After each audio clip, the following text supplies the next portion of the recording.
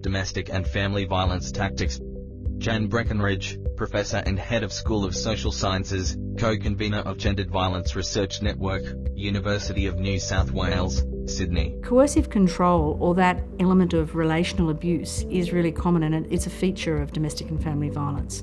And it involves a whole range of strategies and tactics around psychological abuse, emotional, verbal abuse. It could be stalking, it could be cyber abuse, where people are continually harassed online, whether by email, phone, or being tracked by certain apps.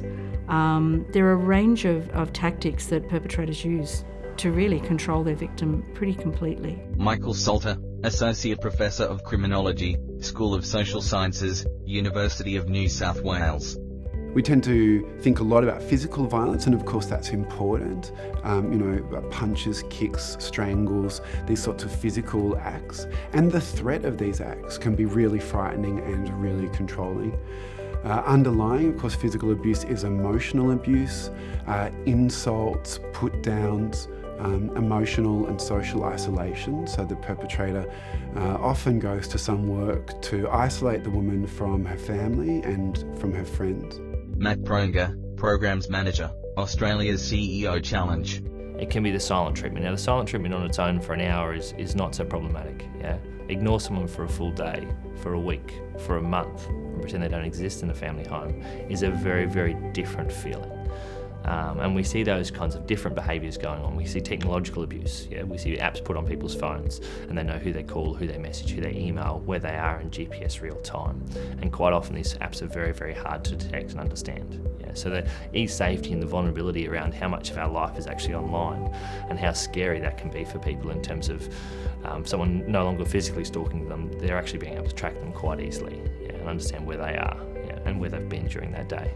Something that is really pervasive through domestic and family violence is what's called gaslighting, where the woman is told that what she thinks and what she feels is wrong, that what she is observing directly the perpetrator do, he's not actually doing that. So she no longer trusts her own experience, and it puts the perpetrator in a position where he can instead impose his own thoughts and feelings onto her.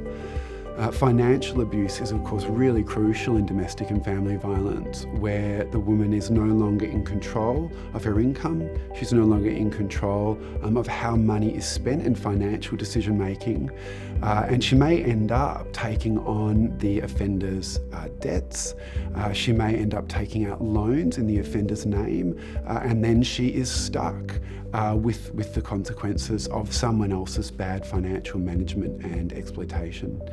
And last but not least, we can't forget many experiences of domestic and family violence include sexual violence.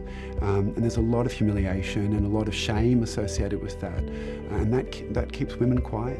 Jackson Fairchild, Director of Practice and Learning, No to Violence. People using violence can present in a very civil and engaged and polite way to the rest of society, and that can be another way of further isolating their family. When that person speaks up and says, this person is using violence against me and I'm afraid, the person often looks to their experience of the character of the perpetrator in order to make their decision, and that can be very dangerous.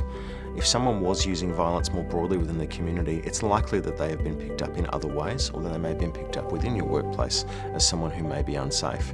The people we need to be careful of are those who are very, very skilled at preventing anyone else from spotting them, who may be very charismatic, very engaging, and very polite. And it's important that we absolutely believe, cue into and listen to the experiences of their victims, and that we show a curious and open attitude when we hear their voice.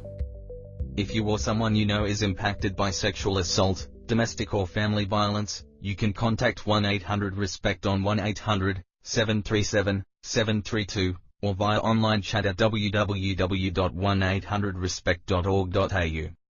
Men concerned about their behaviour can contact the Men's Referral Service on 1300 766 491.